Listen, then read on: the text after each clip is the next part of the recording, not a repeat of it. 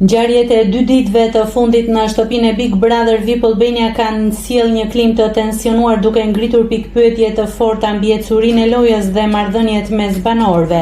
Debatet e ashpra, gjuha e përdorur dhe reagimet jashtë shtëpisë kanë bërë që vëmendja e publikut dhe produksionit të jetë më e lartë se kur. Situata ka marrë një kthes të papritur pasi 2 zarfa të zinj kanë mbritur në shtëpinë e Big Brother VIP Albania. Ky veprim ka shtuar edhe më shumë histerin duke lënë banorët dhe publikun në pritje të vendimeve të rëndësishme që pritet të merren nga vëllai i madh.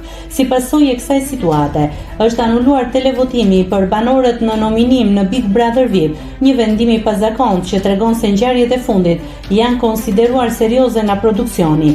Ky anulim ka ngritur dyshime se bëhet fjalë për shkelje të rregullave apo për situata që kërkojnë ndërhyrje të menjëhershme.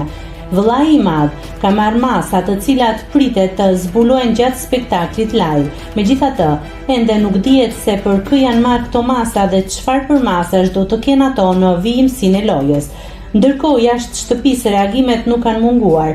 Vetëm pak kohë më parë, nëna e Malit ka bërë thirrje publike produksionit të Big Brother VIP Albania duke kërkuar ndërhyrje për gjuhën e përdorur nga Rogerti kundrejt Malit, veçanërisht lidhur me situatën familjare të këtij të fundit.